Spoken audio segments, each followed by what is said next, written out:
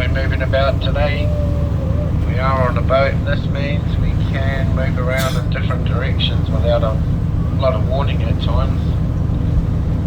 So make use of the handrails when going up or down stairwells. Look out for the sea sills you need to step over when going through doorways. And please do not climb up on or sit on any rails or stand on any seats.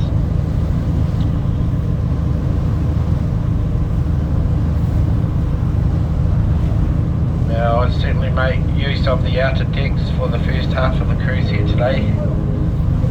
We are going with the wind for the first half out to the Tasman Sea, but once we turn around and start coming back, it's going to be right in our face and it will be quite brisk. So certainly make the most of the first half here, guys. It will be the most comfortable outside anyway. Lovely views, but yeah, just a very cold southeast wind.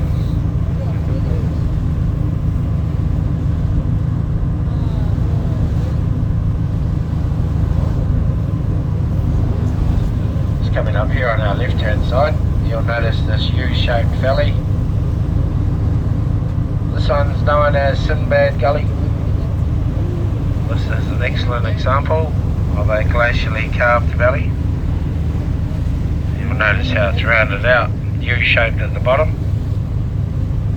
This does give you quite a good indication of what the bottom of Milford Sound would look like. To Milford Sound, not quite correct, as this is not a sound at all. It's a true fjord, being named wrong. They didn't really know the differences back in the day when they named these areas. The main difference between sounds and fjords is quite simple.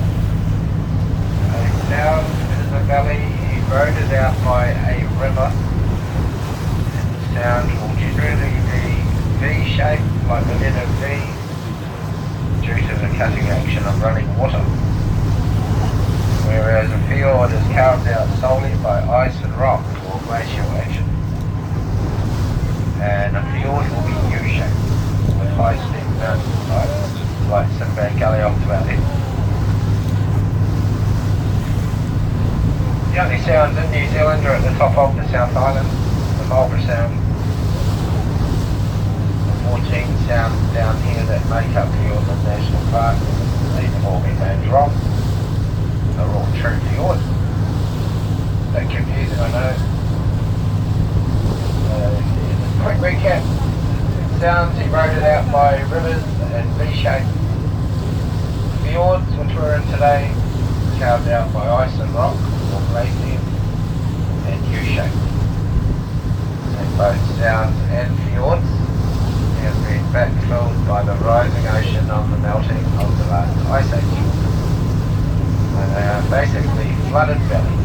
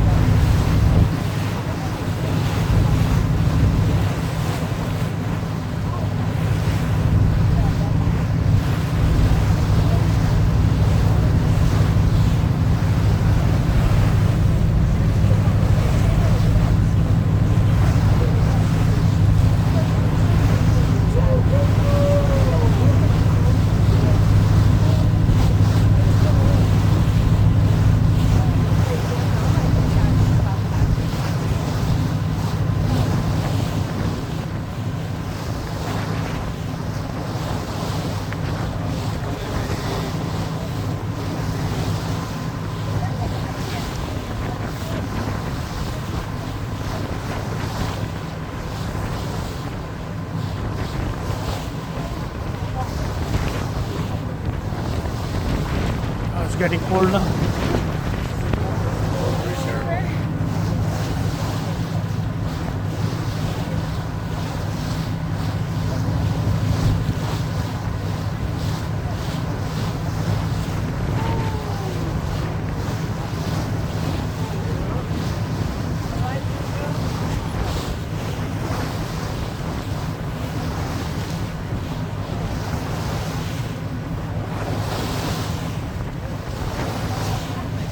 Coming up to what is the widest part of Milford.